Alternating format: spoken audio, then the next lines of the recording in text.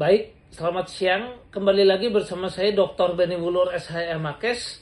Saat ini saya mau menjelaskan mengenai adanya dugaan kenakalan dari PLK, ya, di mana PLK mengajukan permohonan eksekusi dan Ketua PN Bandung diduga hampir kecolongan sehingga mengeluarkan pemberitahuan pelaksanaan eksekusi.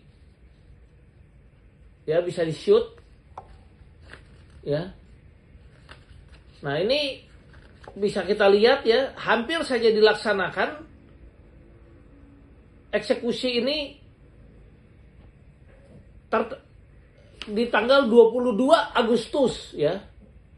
Nah, kalau ini sampai terjadi, tentunya negara akan sangat dirugikan ya, dan anak-anak sekolah juga terancam pendidikannya.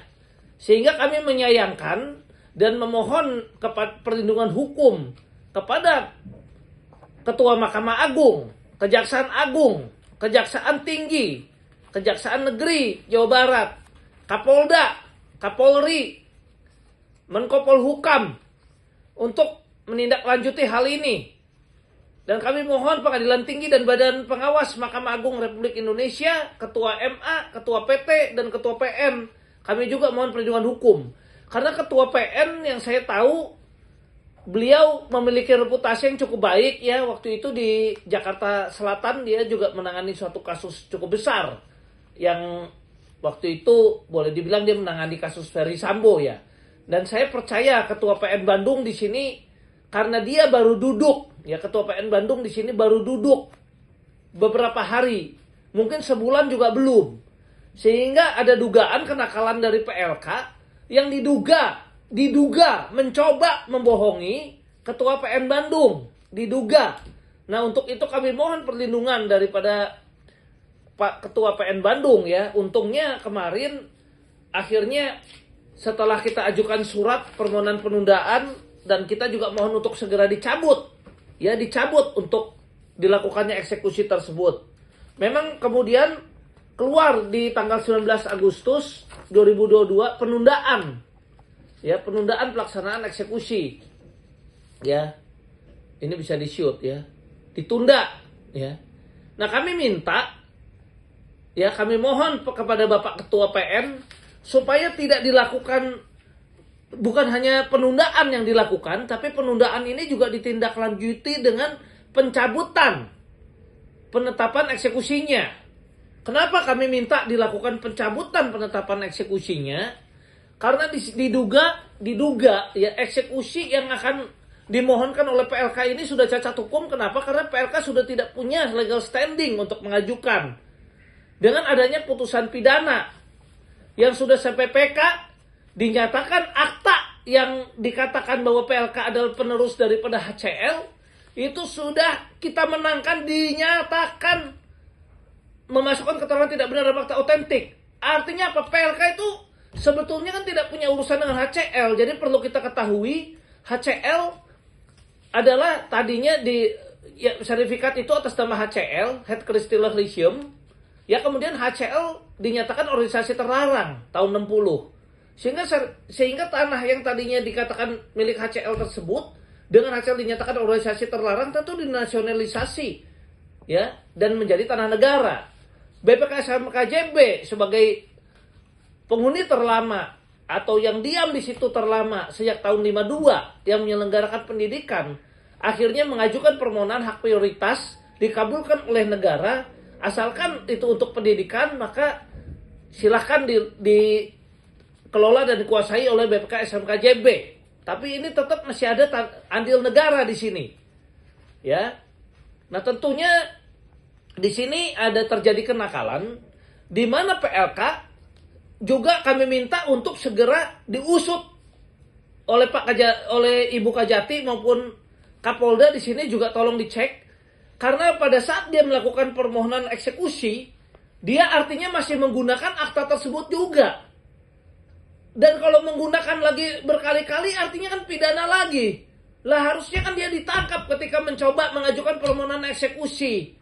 Apalagi kita sudah tindak lanjuti dengan bantahan eksekusi atas perkara nomor 47 yang dia jadikan dasar untuk mengajukan eksekusi. Dan saya akan bacakan ya dengan perkara 240 mengenai bantahan tersebut. Di sini udah jelas ya. Jadi di dalam bantahan tersebut ya itu sudah dijelaskan ya, ya, dalam provisi menyatakan gugatan provisi pembantah tidak dapat diterima, dalam eksepsi menyatakan eksepsi termata tidak dapat diterima untuk seluruhnya, dan dalam pokok perkaranya mengabulkan bantahan pembantah untuk sebagian, menyatakan pembantah adalah pembantah yang baik dan benar, menyatakan penetapan Ketua Pengadilan Negeri Bandung kelas 1A khusus nomor 50 Perdata Eksput 2020 PN Bandung Jo nomor 47 Perdata G 2017 PN Bandung, Jo nomor 482 Perdata 2017 PT Bandung, Jo nomor 1395 K Perdata 2018 serta 7 Agustus 2021 itu tidak berkekuatan hukumnya dan bahkan harus dibatalkan. Artinya apa? Unmanning dan sita eksekusinya saja yang dimohonkan dulu itu sudah dibatalkan. Kenapa? Atas dasar apa? Ya kita tahu sama-sama pidananya terbukti. Kita ambil contoh Dago Elos sekarang. Dago Elos meskipun perdatanya menang, ketika pidananya terbukti kan tidak bisa dieksekusi. Ya, mengenai kasus tanah Dago Elos dulu ada kasus juga Tanah Gasibu. Itu perdatanya menang, pidananya terbukti, kan tidak bisa dieksekusi. Apalagi Dago. Semak Dago ini adalah kita menangkan baik secara pidana yang sebenarnya dengan pidana saja sudah cukup untuk nggak bisa eksekusi. Apalagi bantahannya ini sudah jelas dikatakan kita menang. Kemudian kita ada lagi gugatan perbuatan melawan hukum. Ya, yang mana kita juga sudah menang di PN dan PT. Ya, nah di situ dikabulkan juga provisinya. Kalau provisi dikabulkan kan artinya akta nggak bisa digunakan. Artinya meskipun belum berkekuatan hukum tetap pun dia nggak bisa gunakan aktanya. Saya bacakan dalam provisi. Mengabulkan tuntutan provisi tersebut ya dalam gugatan PMH nomor 228 nih ya, menyatakan melarang para tergugat atau siapapun yang dikuasakan dan mendapatkan hak darinya untuk menggunakan akta nomor 3 tanggal 15 November 2025. Ini yang dipidana udah terbukti nih menggunakan akta yang keterangannya tidak benar dalam akta otentik. Akta ini ya beserta turunannya serta melarang para tergugat menggunakan atau mengatasnamakan Perkumpulan Zion Kristen PLK untuk melakukan perbuatan hukum dengan tujuan memasuki, menggunakan, membangun atau mengolah, mengusahakan bidang tanah setempat dikenal dengan Jalan Irha Juanda nomor 93 Bandung dahulu, Jalan Dago nomor 81 ya dengan batas-batas sebelah utara SMK Negeri 1, sebelah selatan Irha Juanda, sebelah barat bangunan Jalan Irha Juanda, sebelah timur Jalan Ciung Manara, memerintahkan belah pihak melanjutkan pemeriksaan pokok perkara. Ya, menolak eksepsi tergugat 1, 2, 3 dan 4. Dalam pokok perkara, mengabulkan gugatan untuk sebagian, menyatakan bahwa tergugat 1, 2, 3 yang menggunakan akta nomor 3 tanggal 18 November 2005 beserta turunannya sebagai alas hak atas objek sengketa adalah perbuatan melawan hukum terhadap penggugat. Menyatakan penggugat adalah pihak yang berhak atau pemilik yang sah atas objek tanah setempat dikenal dengan Irha Juanda nomor 93 Bandung. Menyatakan perkumpulan PLK bukanlah kelanjutan dari HCL yang anggaran dasarnya telah disetujui oleh pemerintah Hindia Belanda pada tanggal 15 Desember 26. Ya.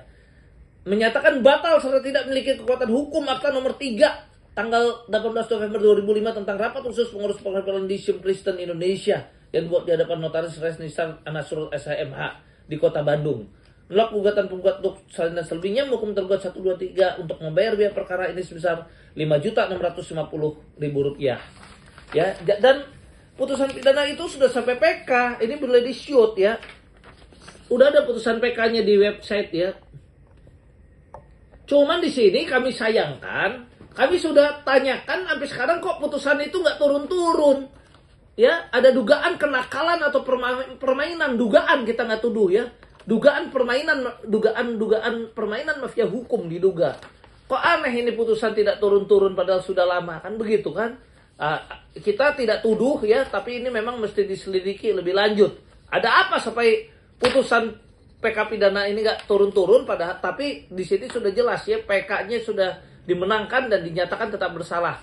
Artinya apa? Dengan putusan pidana yang sudah inkrah ini saja sudah jelas dong akta itu nggak boleh digunakan. Nah sekarang kalau akta itu digunakan logikanya, Logikanya dia kan mengajukan permohonan pakai surat kuasanya sebagai PLK. PLK dia ngaku sebagai kelanjutan dari HCL. Dan waktu dia mohon eksekusi kan menggunakan lagi. Lah kalau menggunakan lagi bukannya dikabulkan eksekusinya, harusnya ditangkap si pemohon itu. Karena menggunakan lagi akta yang isinya tidak benar dalam akta otentik.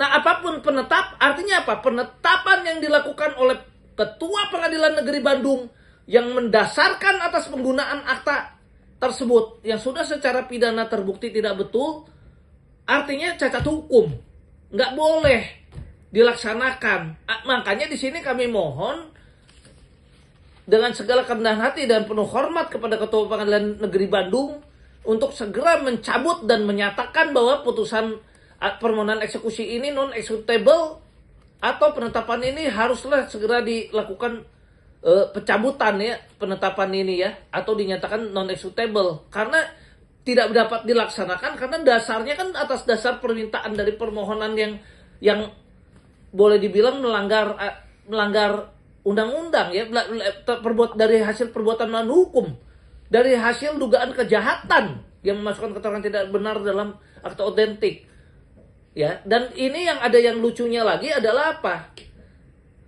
Ini ada lagi pidana yang segera minta kita usut karena ketika PT GMI atau Geraha Multi Insani itu menyatakan bahwa dia adalah berhak, dia bilang katanya beli dari PLK 2015. Lah PLK-nya aja sudah dinyatakan akta yang menjadi dasar dia sebagai penerus dari HCL itu cacat hukum.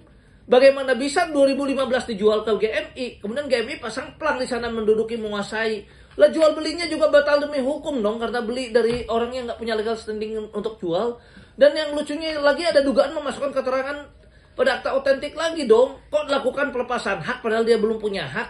Kenapa 2017 kan masih mengajukan gugatan dia si PLK-nya. Sekarang juga yang ngajuin eksekusi si PLK. Lah ada dugaan permainan hukum dong di sini. Makanya di sini kami mohon segera dilakukan dengan hormat kepada yang mulia Ketua PN Pengadilan Negeri Bandung untuk segera mencabut atau segera menyatakan bahwa tidak dapat dilakukan eksekusi atau non executable ya. Jadi bukan hanya ditunda tapi dinyatakan memang nggak bisa dilakukan karena atas dasar permohonan dari pihak-pihak yang sebetulnya tidak berhak. Karena sudah jelas itu cacatnya pidananya. Gasibu saja yang boleh dibilang waktu itu ada putusan perdata sudah menang, ternyata ditemukan pidananya tidak lakukan eksekusi. Dago Elos juga sama.